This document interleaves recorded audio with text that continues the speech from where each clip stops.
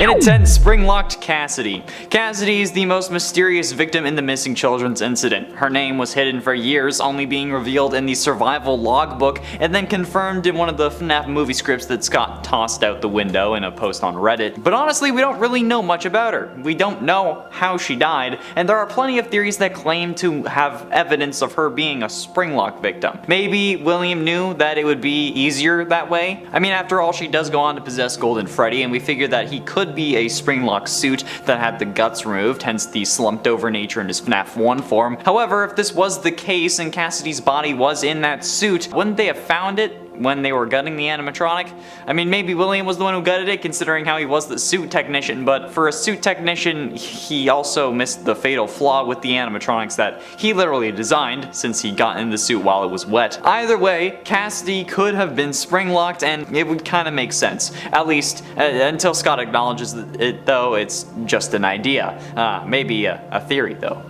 Get it? In at 9, Michael sucks. Okay, I get that people think that Michael is the good guy of the series. It certainly seems like he is playing the hero, okay? He's going after his father, trying to make up for his sins, kind of like Oliver Queen style. But really, Michael honestly just seems like he's faking it this whole time and not actually really doing anything. Like, sure, he says that he's going to like right his father's wrongs and come after him and whatnot, but like looking at him, he's not doing it because he's a good person, okay? He's doing it because he feels bad and not because of like some actual higher purpose. He blames himself for getting his brother killed, which subsequently means that anything that he tries to do good is only to make himself feel better about his mistakes. Because in the end, there's nothing that's gonna bring his bro back. Well, I mean, aside from turning him into a robot. But William has that covered, okay? He doesn't even really actually have the stomach to really end his father when given the chance. He says that he's gonna come find him at the end of Sister Location, but when he finds him in FNAF 6, he's not the one to burn the place down to stop him. Henry's the one who does that.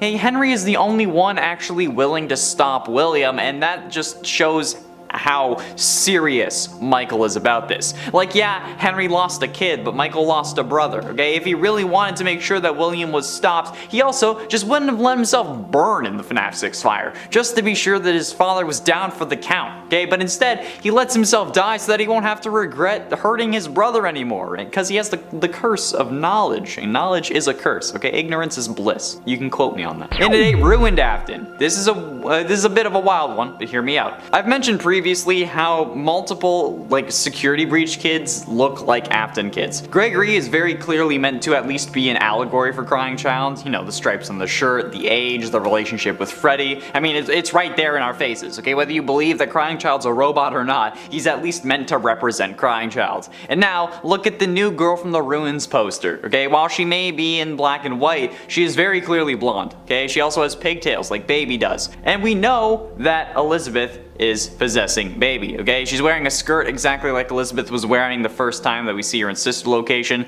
and I mean, if Crying Child's 2 stripes are enough for a comparison, I think that, you know, a whole outfit is more than enough. And then, look at her shoes, too, okay? The lights are the only thing that actually has color on them, on the character herself, which is very clearly meant to get our attention. And then, those lights are purple and red. Purple, very clearly meant to represent Aftons in general, because you know, purple. And while previously I said that the red might have been Vanny, Baby is covered in red, head to toe. From her clothes to her hair, red is all over that animatronic. Or maybe it could just be that this girl is evil, like how Elizabeth always somehow wants to impress her father for some reason, even though he's the reason she's dead. I'm just saying, okay? It's not the craziest thing that this series would have ever done, alright? They literally brought Afton back as sentient code and then put him back in his own body after he was possessing someone, and then also kept them being possessed, alright? It's not out of the realm of possibility. And it's 1 year later. With the DLC not releasing until 2023, the question remains of when in the timeline it will take place.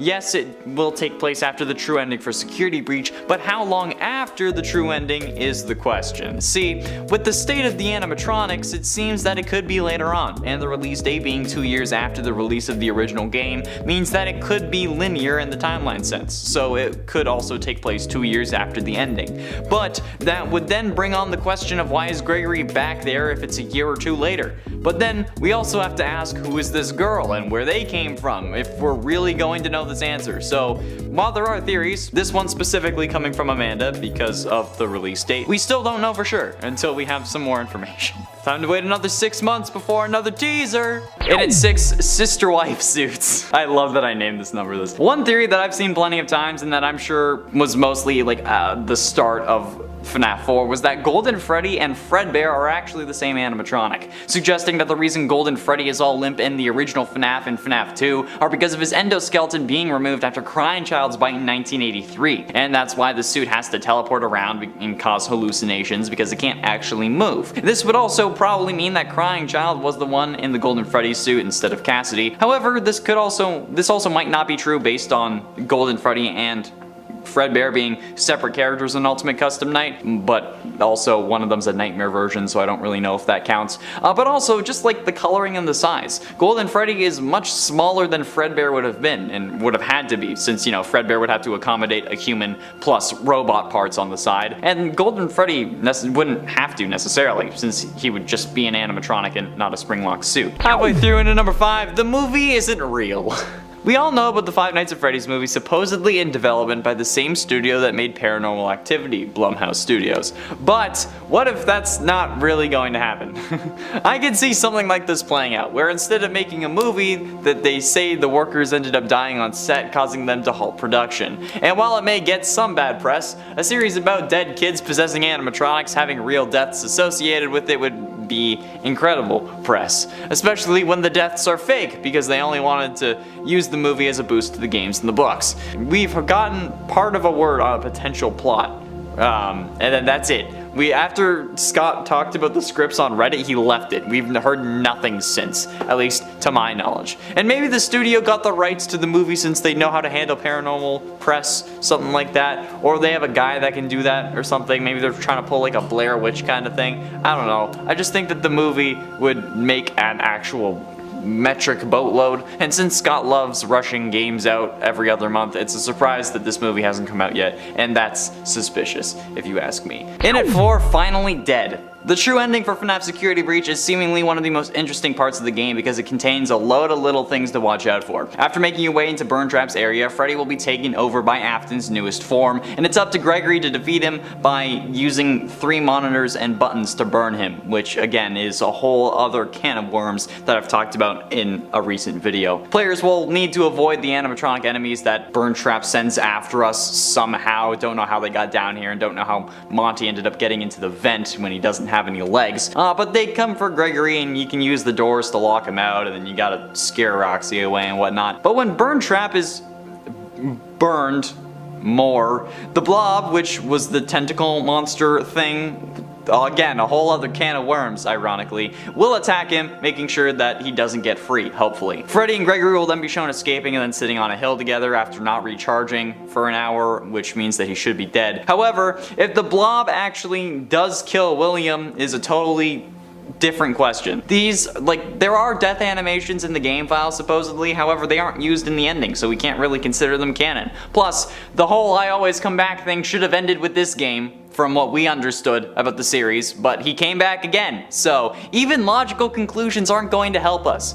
So yeah, for the love of God, please let William finally be dead. Please, for my sake. In at 3, The Light.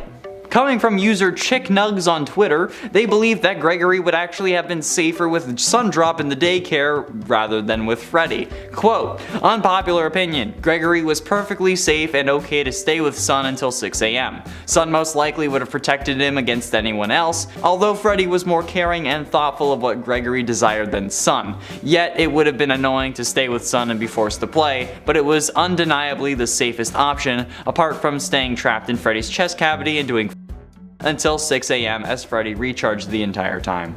And which, you know what, it's actually a fairly valid point. I'd still say that being in Freddy's green room and sleeping through the night was the best option, since Vanessa never thought to look in there, only figuring out that they were working together after hearing the Fazwatch call out in Freddy's voice. However, this makes another Twitter user going by the name Dante Loyal suggest that the whole he'd be safe with Sundrop thing is the reason the lights get turned off in the first place, and that Vanny was probably the one to do it so that Gregory wouldn't end up being safe.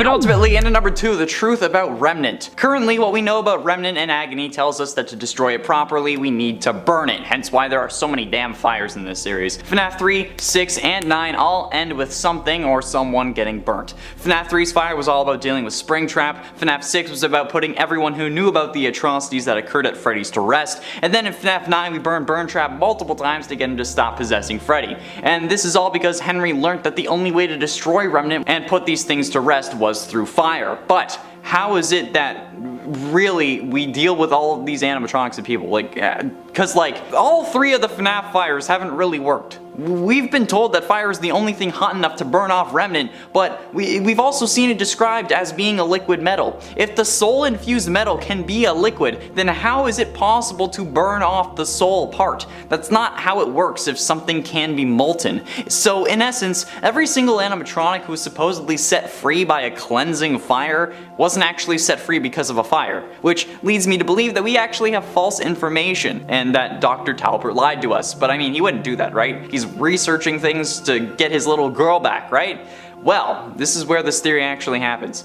I don't think Dr. Talbert is a real person. Or rather, I guess he is a real person, but that's not actually his name. Think about it. Who else do we know that has an endless flow of Remnant from an undisclosed source and a close personal friend working against him? William Afton. Yeah, that's right. Who made up the whole Remnant thing needs to be burned so that he can't be killed, really, because come on. That's why. And finally, in number 1, false conviction. On this channel's previous full FNAF timeline video, I think the most recent one, since we haven't really talked about anything after Security Breach, YouTube user Shauna S commented saying, quote, "Quick little theory. You know how in the first game it says the killer was convicted for the murders of the missing children? If that's the case, I think that Henry was falsely convicted. But since they couldn't find the bodies, he got 25 to 30 years and then got let out of prison when Fazbear Frights happened. It explains to me why he wasn't involved in the first few games. I will say I've heard a lot of different information concerning the missing children's incident, so my theory could be wrong, just wanted to put it out there. And then they gave me permission to use it in videos. So honestly, Henry being falsely imprisoned for the missing children's incident does explain a lot. Considering how there were no bodies though, there wouldn't be much forensic evidence, so the case would rely on circumstantial evidence to get a conviction. But when it's the death of multiple kids, they definitely want to explore every avenue. So the case could have dragged on for a while, until 1993 when the Fazbear Frights location closed, with William inside. 30 years is a lot of time for new evidence to come to light, and maybe Henry got let out earlier than that, but didn't act until William was free, since, he was trapped in a building. While the whole, he was convicted thing could be explained away by Scott not thinking there would be another game, let alone 8 more, maybe he just wanted to see the story of the killer ended. This could be a great explanation for things and explain why nothing happens until FNAF 3, so good job. In attend save him. Now, there is a very clear connection between the ruin poster and the save them minigame from FNAF 2. The text on the screen, at least to me, indicates that what we will have to do is save Gregory from whatever situation that he's in, with Freddy. Since we know that eventually he does make it to that hill that he sits on in the true ending, in the Princess Quest ending. However, it could be possible that that scene in this case is just a dream, since it's more realistic than the other endings. That could also just be because it's the true ending and it's canon, but it's currently unclear. Obviously, if it's real, we will end up being successful, but it's possible that our character, whoever she is, will die in the process. I could also be drawing weird connections between things that aren't really linked, but that's always possible when theory crafting, at literally any point, so. In at 9, Robot Gregory. This poster, in my eyes, also helps prove further that Gregory is in fact a robot, since after all we get confirmation that Vanny messes up the cameras, as you can see from the 2 screens that have Vanny on them. They're both glitching out. This is further supported by our last point, because how would Gregory be able to add a help me sign to a screen without being able to access the cameras? Nowhere on our Fazwatch does it say that we can add text, and Freddy clearly doesn't have the ability, since he would have used it during the section where we have to open the doors for him so that we can then be a sussy baka and vent, instead of just, standing there and waving. He could have had text flashing up on screen so that we can see him easily. Multiple people I watched play this had difficulty with this section, okay? If Freddy just flashing some text on screen saying I'm here, especially when the player takes a while, would have established that he had this power, but they didn't. So unless they want to somehow retcon that in, it has to be that Gregory's controlling it. Most likely because he's a robot and he can just tap into the cameras. And at 8, no more Freddy. There is also a possibility that Freddy is destroyed, or that he won't be in this DLC at all thanks to the statue we see on the poster. This poster could be an indication of what happened to Freddy after the Pizzaplex's collapse. I mean, after all, the collapse did destroy Chica, right? So why couldn't it have destroyed Freddy too? Yes, he ends up on the hill with Gregory, but like I said, that could be a dream or a heaven of sorts, or it could be years after the actual ending of the game. We can't really be certain. Or at the very least, the game could be omitting Freddy and he won't make an appearance for whatever reason, hence why the statue is destroyed. I mean, like, look at it. This thing is in pieces, but why? There isn't much rubble around it, and the escalator walls are way less damaged than this, so why would the statue have been so heavily damaged if there was nothing that actually hit it? Seems a bit sus if you ask me. And at 7, imposter. Some thoroughly believe that this burn trap animatronic, this new version of like the Spring Bonnie animatronic, to not be William Afton, and instead somehow be Henry Emily, William's business partner and the father of his first victim. Why do they think this? Personally, I have no idea. However, I can kind of see why, but it would simply be due to inconsistencies. Since seemingly the endoskeleton for this version of Springtrap also has the same endo as the Glamrock animatronics, or the ones that we see in what is honestly the scariest part of this game. Since if this was Afton after all, the endo would have had to be the first version of an endoskeleton since it's the Springtrap suit. My explanation for this is simply because they had the model for his endoskeleton in the files and then were rushed to like release something because, you know, they delayed the game multiple times already and the game wasn't even complete when it was released. So they used that one and then added like the Springtrap bits onto him. But since he's so destroyed, it's difficult to really determine whether it is the same design as Scraptrap. And since Henry was also in the FNAF 6 location, it could have been him, but honestly I doubt it, okay? The only thing that is sus about the latest FNAF game is how well everything works out for Gregory and Gregory himself, alright? Gregory is sus. It's a sussy baka. And at 6, Chica graffiti. While zooming in on Chica, like I always do, I did notice that her torso seems to have traces of red on it. Now, what this is in reality is definitely unclear, but it could be graffiti, indicating that this could be later on in the timeline. She could have been decommissioned for a while after being revived for whatever purpose, and maybe some kids got to her and decided to spray paint her. Or, more likely, it's actually pizza sauce. See, brightening the image while basic FNAF at this point is also still helpful, and I used it in the last Ruins video. However, while the red is evident on the normal poster, by brightening you can actually see that there is yellow dripping from Chica's face. And unless Chica started listening to Bear Grylls in order to survive the collapse of the Pizzaplex, I'm pretty sure that it's melted cheese dripping from her mouth, which would also explain the red in tandem. I mean, it could be her beak, but like we were trying to explain the red, so cheese makes sense. Like I said, it would mean that the red stuff would then be pizza sauce and potentially pepperoni or some other form of meat that the Pizzaplex kitchen would add on pizza. But it could also be blood. Not sure from who, but maybe Chica saved Vanny's life or something. Also, I was at Niagara Comic-Con 2 days ago, and there was a girl dressed as Chica. Didn't know who I was. It was kind of offensive. It was really humbling. Halfway through into number 5, half infected. This theory comes to us from Love Nathan Carr on the Game Theory subreddit and proposes an idea as to how just the Moondrop side of the daycare attendant got infected with the Afton virus. Here's a quote from their post. Sundrop seems to be the only one that has no history from what I've seen with the virus. As shown in what behavior he does partake in, he appears to cry when we go missing, he cleans up the place, he tries to entertain us, and he tries to keep us out of trouble. He does not partake in attempting to kill or capture us like the others. The reason behind this is Sundrop and Moondrop are two entities in one body. They have different coding. So let's say the story before the virus came to all the animatronics is that the mall is dark for the entire night because Moondrop is not a problem. He doesn't try to hurt anyone. But then Vanny shows up, and since the animatronics were most likely infected at night, it would make a decent amount of sense. The two sides have different functions and would therefore require separate programming, at least if they are two halves of one whole animatronic.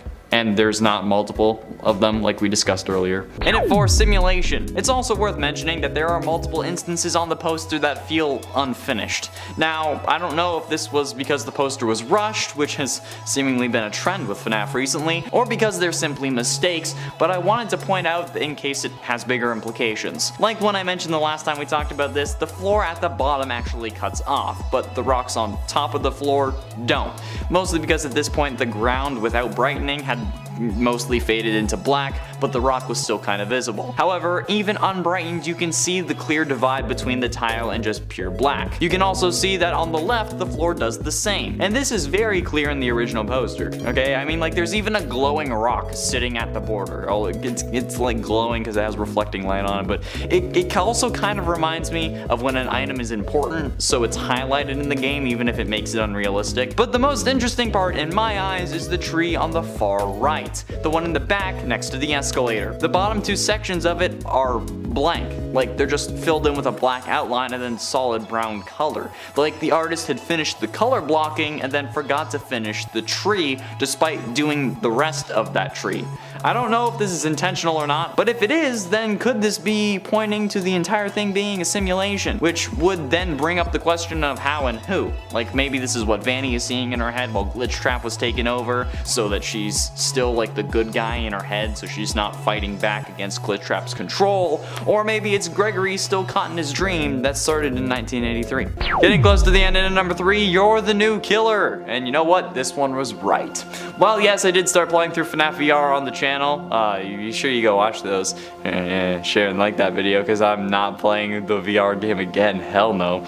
No matter what you do in the final battle against Glitchtrap, you end up getting stuck in the game while he gets out. And maybe it's not actually the game. It was actually signifying that he was taking over your body and locking you inside your own mind. So this time he was passing the baton on to you, or at least we thought that he could be, and it was true. I've already said it, right? Like he was taking over your body, like physically controlling you while you were in your own head. That's what the door was. Princess Quest proved that in Security Breach. We all know this now, okay? We've done the research. I say we've done the research. We played the game. We read the lore bags. We know it's a thing. It's canon. We play as Vanny in Help Wanted, and now we are the killer. We finally got to play as the killer in a VR game, and you know what? I've been wanting that for years. Although I wanted more specifically a purple guy simulator in VR game, because I'm sadistic like that. But you know what? This is okay. I'm fine with this. We get to play as a killer, and it was a theory a long time ago, and you know what? It happened. So yes. But ultimately, in at number 2, Elizabeth Afton. Okay, this one is a bit wild, but hear me out. I also mentioned last time how both of these kids look like Aftons. Gregory is very clearly meant to at least be an allegory for Crying Child, okay? The stripes on the shirt, the age, the relationship with Freddy, it was right there in our faces. Whether you believe he is a robot or not, he is at least meant to represent Crying Child. And now, look at this girl. While she may be in black and white, she is still very clearly blonde. She has pigtails like Baby does, and we all know who Elizabeth ends up possessing. She's wearing a skirt exactly like Elizabeth was wearing in the one time we see her in Sister Location. I mean, if Crying Child's 2 stripes are enough for a comparison, I think this is more than enough. And then, look at her shoes. The lights are the only thing that has color on them, which is very clearly meant to have our attention. And then those lights are purple and red. Purple very clearly representing William Afton, and while last time I said that the red could be Vanny, Baby is absolutely covered in red, from the clothes to her hair. Red is all over that animatronic. Or it could be that this girl is evil, just like how Elizabeth always wants to impress her father. Just saying. It's not the craziest thing this series would have done. Okay, it would have been, okay, but it's not out of the realm of possibility. Or again, they could have just been taken because they look like the kids. And finally, in at number 1, time travel. This one is crazy, I will admit, and it's most definitely not the case, but FNAF has already established time travel as possible in the very first Fazbear Frights book called Into the Pit. Remember that one? Where Oswald ends up jumping into a ball pit and somehow leaving 2011 and appearing in 1985 to witness the missing children's incident? Yeah, that story wasn't written for no reason. And where do we see the first ball pit that wasn't in a pizzeria that was simply meant to lure animatronics around? Oh, would you look at that? The Mega Pizzaplex. I'm just saying that time travel has already been established, and considering how sketchy Gregory is, I wouldn't put it past him from being from the future or something. There are actually two key indicators that point in this direction, at least in my mind. The therapy disc, where the therapist calls client 46 out on the lies about their home life, and the fact that when he leaves the pizzaplex in the worst ending, he sleeps in a cardboard box. The therapist in the tape says that 46, which I'm still certain is Gregory, has a great home life, but what they told their previous therapist was a lie. But if that is the case and his home life is great, despite saying his parents and him suffered some form of tragedy, how is it that he sleeps in a cardboard box? Like, his home life is great, but he sleeps in a box. Because it hasn't happened yet. The tragedy where he most likely loses his parents hasn't happened as of when the game takes place, which would mean that this girl could be Gregory's sister who came back to save him when he didn't return. Or he could be lying and instead using the name of someone he knows is a missing child in the future, which is why he can't go home. Or why the therapist describes him as writing down his past as if it was a story. Because it is a story, just not his. In at 10, Mangle was made from Enard. Okay, this isn't really a popular theory, or it wasn't a popular theory. In fact, most people hated this theory, but this theory suggests that Mangle was actually made after the events that occurred in the minigames of Sister Location, where Michael Afton barfs up last night's helping of Enard spaghetti. This theory seems to point out that Enard now has plenty of loose and missing parts that could be used to make Mangle. I mean, this is the kind of thing that Scott would have done, but it was also revealed that Baby was kicked out and then she reassembled herself in FNAF 6, and then Enard became Molten Freddy. So I don't think it has literally any footing at this point anymore, but it's an interesting theory nonetheless. Even if you hate the theory, there you kind of believe that it would end up being a thing, even just a little bit. Okay, if I had seen this theory before the other reveals of FNAF 6, I would have probably believed it. And at 9, Real Pizzeria. Before the release of FNAF 4, Scott Cawthon's website was littered with references to the numbers 8 and 7 in the source code. This caused many fans, and even dear old Matt, had to think that these were references to the year 1987, where the famous frontal lobe bite occurred. However, other fans believed that these were somehow coordinates, so after plugging them into Google Maps, which I honestly don't understand how you do when you just have a whole bunch of 8s and 7s, like, I tried it, I couldn't figure it out, but whatever. After putting them into Google Maps, however they did it, they ended up finding a location that it actually gave, and it was an actual pizzeria. Obviously, once this got shared, fans of the franchise started harassing the place, and while it might have been one big coincidence, someone might have caught on beforehand. Kathy Blockus reviewed the pizzeria saying the robots kill. I saw a robot fox killing a kid before in there. Run for your lives out of there. This was actually left 3 weeks before any of the FNAF 4 things were announced, which is when all the 8s and 7s appeared on the website. So while this is incriminating, they also, after saying that, left the place 5 stars. So they obviously are just a fan of the franchise, but yeah. And at 8, Real Life Links. In December of 1993, after Chuck E. Cheese had closed in Aurora, Colorado, Margaret Kohlberg, the manager, was tallying up receipts in the back room. While she does this, Bobby Stevens scrubs down the kitchen, and Sylvia Crawwell, Ben Grant, and Colleen O'Connor all work on cleaning the main party area. However, there is someone hidden in the bathroom, 19-year-old Nathan Dunlap. Earlier that year, he had begun working at this location as a cook, before getting into an argument over his hours, which resulted in him losing his job. He was looking for revenge. He exited the bathroom and began firing, killing everyone in the building. First Sylvia, then Ben, then Colleen, then he went to the kitchen, where the bullet entered Bobby's jaw, sending him flying to the ground. Then Nathan went to the back, where Margaret opened the safe before being shot twice. Nathan then filled her bag with $1,500 cash, arcade tokens, and keychains.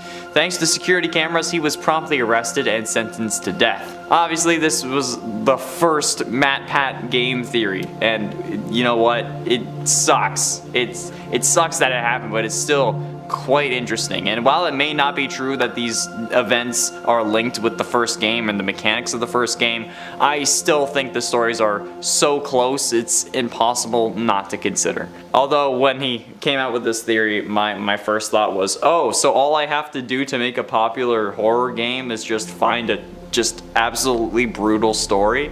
And at 7, Pain.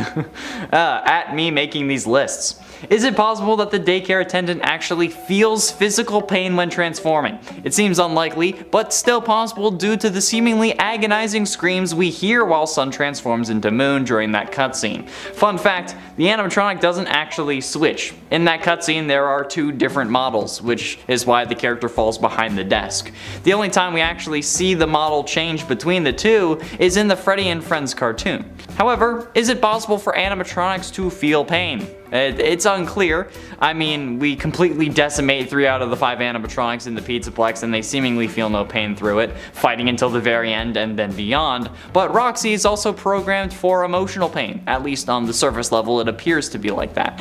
But does this mean that they could have programmed emotional pain and physical pain?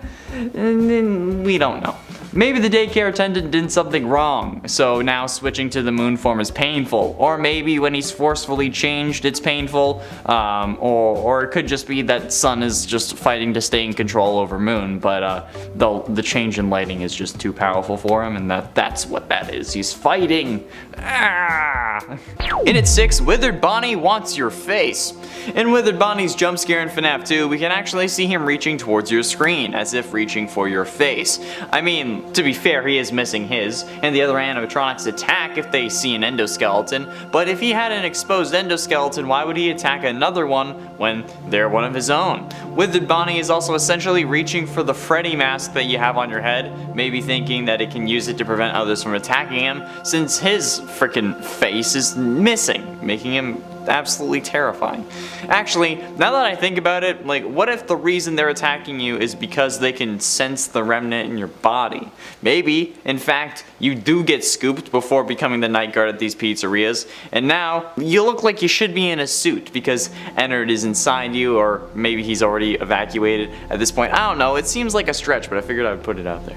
Halfway through into number 5, Henry Emily. Now, this is certainly an interesting idea because seemingly Henry has died in multiple ways across FNAF canons, with his first apparent death being in the FNAF world at the hands of Baby. His death in the novel seems to have happened before the Silver Eye starts, and then he dies in FNAF 6 along with everyone else. But could one of these deaths involve a springlock failure, or maybe just have something to do with springlocks? Maybe Afton offed Henry in one of these realities himself, or maybe Baby has some form of springlock mechanisms inside of her, and then when she killed Henry she used those. I mean, hell, maybe Henry just climbed into the wrong suit at the wrong time. It's a question that we don't really pay attention to because, well, Henry's death doesn't really mean much to the story, unfortunately, but it's still true. Henry dying doesn't really do much overall in the FNAF lore.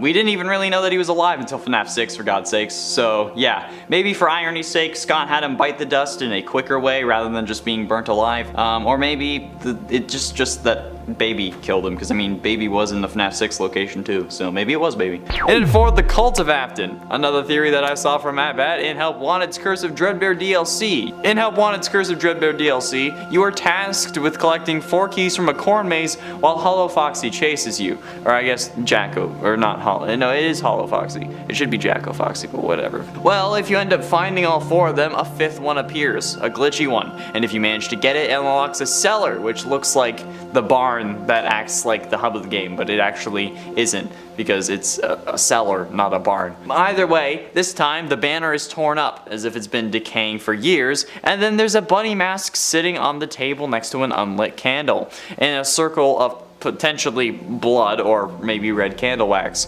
Well, you put this mask on and your breathing slows and relaxes, and then the DLC is complete. When you head back to the prize counter, you can wear the mask there again, but if you do this while holding Glitch Trap's plush, you actually seemingly start having a conversation with someone, but you can't hear the other person, you only hear you. This led MattPat to believe that there is a cult forming around worshipping Afton, and maybe even trying to bring him back from hell. And I mean, Vanny brought him back from hell. Maybe she's just not the only one that's possessed, right?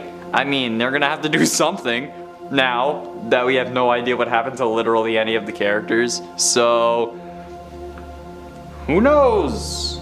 I sure as hell don't. Getting close to the end, and at number 3, Prisoner. Now, time to get to some theories about our Blondie in the middle. Who is she? I made it a point last time to mention that she looked an awful lot like the middle silhouette of the 9 children who ended up going missing due to Vanny, and I still stand by that point. So the most realistic answer I have is that the missing children weren't actually dead, but they were rather trapped inside the building somewhere. Much like how Vanny in the very first trailer for the game said, "Gregory, your friends are here with me." Gregory, your friends are worried about you. They're here with me. Please come out. So clearly, Gregory must have known these children, right? Which explains why he came to the Pizzaplex in the first place, but it doesn't explain how he never mentions them. Either way, this is a very real possibility that this blonde girl is just a missing child who, thanks to the collapse of the Pizzaplex, managed to escape containment. But ultimately, and at number 2, special delivery indoctrination. Okay, in the few cults that I've been a part of, we always have an indoctrination, something that you must complete before being able to join the group and ascend to the next level. But what would a cult surrounding praising a man who has sent animatronics after children do? Obviously, it would make you need to survive them. And sure, there are the normal games, but like we don't compare those to real life, right? You need something that's more mobile and accessible. Everyone has a phone, and while it's easy to stay in one place, you can actually move around while using the AR on your phone, making it a more difficult challenge, but also a more telling test of your skill and problem-solving abilities. Plus, they gotta know that you can kill kids. So hey, maybe FNAF AR is not actually, we're not playing as families who are ordering these rogue animatronics. Maybe we're just joining the cult. Finally, in at number 1, ignore help wanted.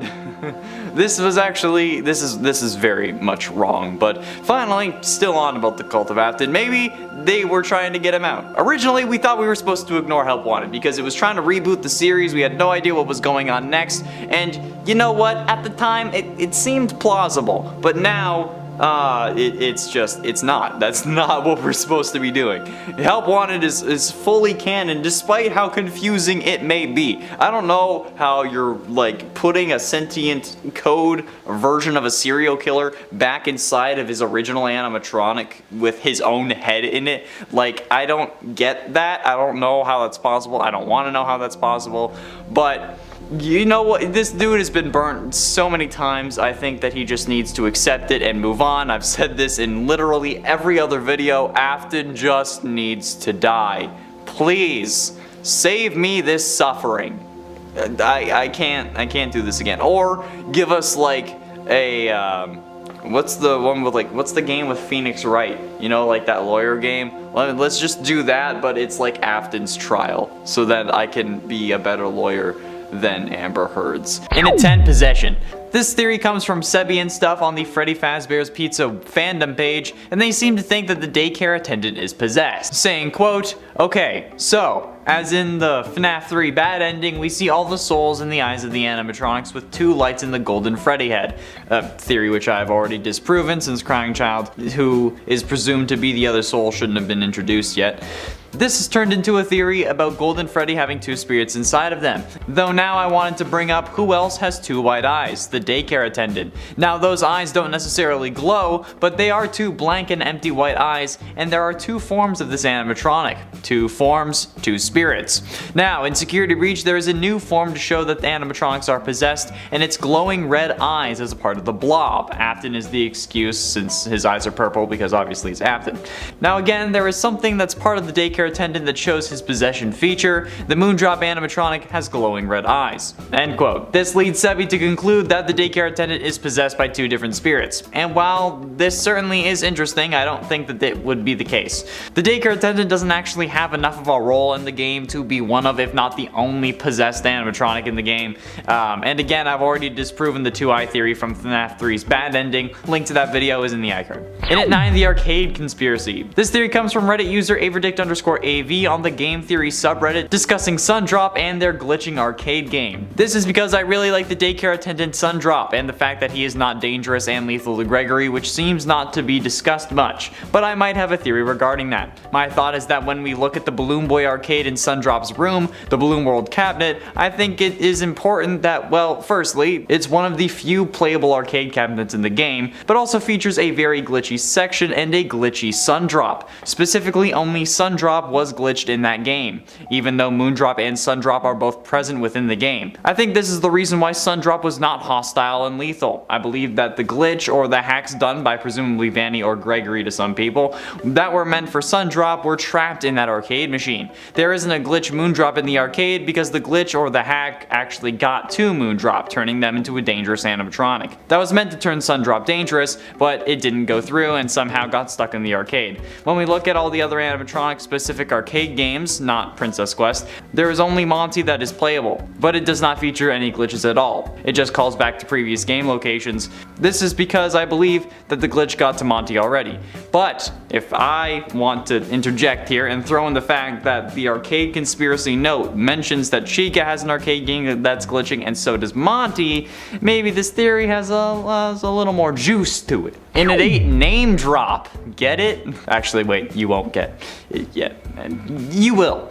Coming from Reddit user The Wizard Muss on the FNAF Theories Reddit page, quote, I find it really interesting that the daycare attendant doesn't have a proper character name, especially given their large enough attractions to advertise with, and in this series most of the animatronics have a proper name unless they're a part of a large group, the Mini-Renas, the Bitty Bats, etc. Music Man would have to be the exception to that until Security Breach, now a fair number of them, but I don't know, maybe there's supposed to be multiple daycare attendants? The Pizzaplex is big enough that the daycare would have a lot of kids, and one animatronic probably wouldn't be able to bounce around a group of 20 or so.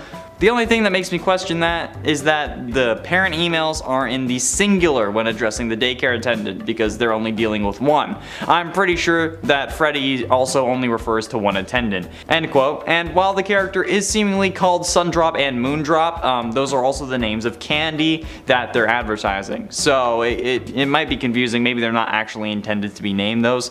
But it's also interesting to think that no character actually calls them by those names. But Freddy does mention the names of the other animatronics, so maybe there are meant to be more than one, or that the situation is more complex than we realize, or dare I say the situation is mega complex. Get it?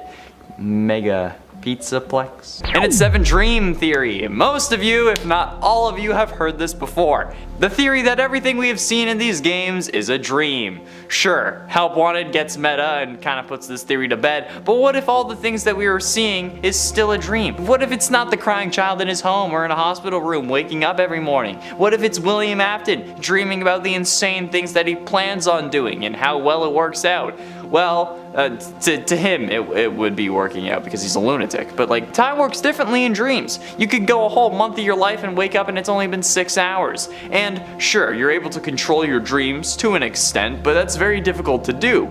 Once you realize you're dreaming, for the most part, you wake up. So what if he's only considering killing kids right now? And this is his mind telling him not to do it, or to do it, because again, he's cuckoo for Cocoa Puffs. Or there is another theory that we are still dreaming through Crying Child, where he is just now further into the dream, trying to justify what he saw so that when he wakes up, he isn't terrified. Or he played the games that then actually had real nightmares about them. And it's 6 Puppet 2.0.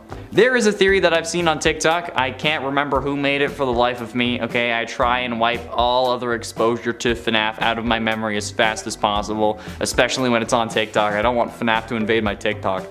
However, this theory stuck with me, and it's the idea that the daycare attendant is a new form of the puppet animatronic first seen in FNAF 2, which is interesting and kind of plausible. I mean, we know that the puppet was meant to be a security bot, and the daycare attendant acts very much like a security guard until the lights go off. And when he kicks us out, he does call for security, and then every hour he roams the Pizzaplex like security, but there's still more to it than that. The Moondrop form of the daycare attendant also flies around on wires, much like a marionette would. Marionette being another word for puppet, but specifically a puppet on strings, which is something also often associated with the puppet from FNAF 2. I mean, how else could they jump from the prize counter to your office? They don't need the strings to move, but they both use the strings to get around quickly when they need to, which is also something that's pointed out on the villains fandom page for the daycare attendant. So maybe it's something that we should be considering. Like I guess we need a surrogate puppet after all, now that Charlotte's put to rest, don't we? No! we don't. Halfway through, into number 5, the FNAF ARG. This was brought up in a recent map at FNAF Theory, and people are starting to suggest that it's going to be involved in this DLC. The basic idea that the FNAF Fazbear Frights books were originally going to have an ARG that Scott ended up cutting out for whatever reason, and then released part of it in the Felix the Shark book 12. However, I'm here to tell you guys that it's not real, okay? Scott has said on multiple occasions that he doesn't want to cross the line between fact and fiction, and that he wants to keep the two worlds separate, probably because FNAF relates so closely to Chuck E. Cheese. And that's also why he wouldn't really make a real FNAF location, okay? He stuck to this so hard that he didn't even make a website for the indie game dev introduced in FNAF VR like he wanted to, because he thought that it would be too fuzzy for the line, okay? So, look. There is no FNAF ARG, okay? If a website is too much, there is no bigger quest here. Last time we thought this, there was a restaurant that got harassed, and a pizzeria owner who just so happened to be named Mike also got harassed. So please, don't go out searching. If there was an ARG, I'm sure Scott would have said something about it, okay? So don't harass anyone, just stick to the games and the game files. Crack open FNAF 3's mobile game if you want to see if there's the image there. Just leave the real world locations and people alone. And at 4, look out. Now this is a separate theory that I found within the Love Nathan Carr post on the Game Theory subreddit that I wanted to address separately. So, quote from later on in that same post, actually it's right after I ended the last quote. The night the virus came, Moondrop was infected with the other animatronics, leaving them with a lust to kill or kidnap. Sundrop figures this out, and at some point he brings it up to the proper authorities. So they make the Daycare and the Pizzaplex constantly lit to stop Moondrop. This is where Sundrop gets scared of the lights turning off, as people will get hurt if it happens, end quote. So this user seems to be suggesting that Sundrop knows what Moondrop is doing and tries to stop it from happening, which could explain why he's fighting to stay in control when the lights go out. I don't know, it's certainly an interesting concept, but it relies more on conjecture and assumption rather than evidence, so I'm gonna have to say objection, hearsay on that one. Getting close to the end, into number 3, psychopath. There are hundreds of possible reasons for why William Afton started killing. None of them really justify a killing spree, obviously, and a lot of them have to do with him losing his family, but there's also just the classic reason that there is no reason, and that William is just your typical run-of-the-mill psychopath and has no remorse for any of his actions. Now, the vengeful spirit referred to as the one you should not have killed seems to prevent this theory from being true, since if he had no remorse,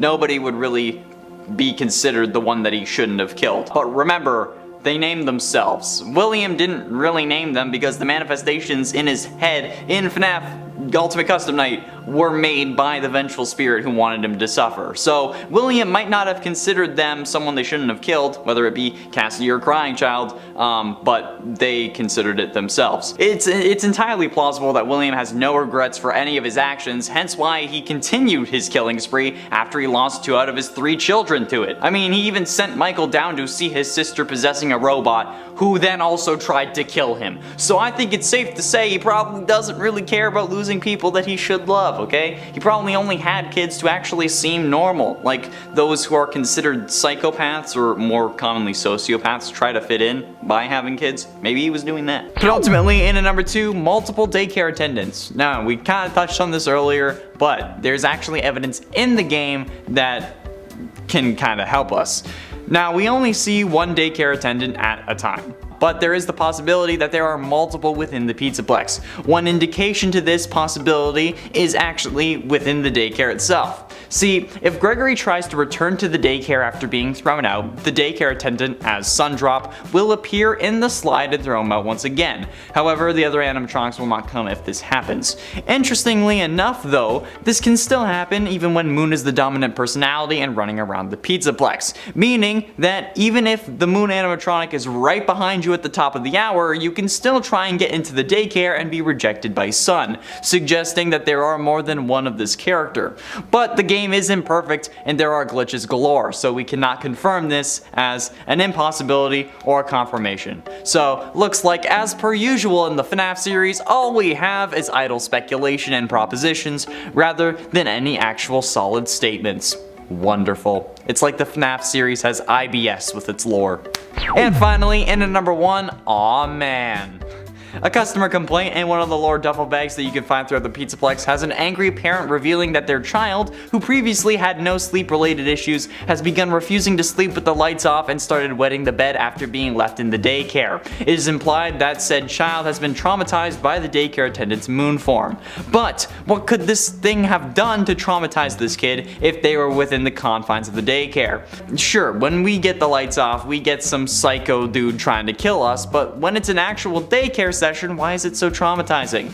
Well, that's where the name and number comes in. Yeah, you see, in the daycare attendant mods video, I mentioned multiple times how this dude gives me Chris Hansen conversation Needin' vibes. And the easiest way to say this without YouTube getting mad is by saying, creeper.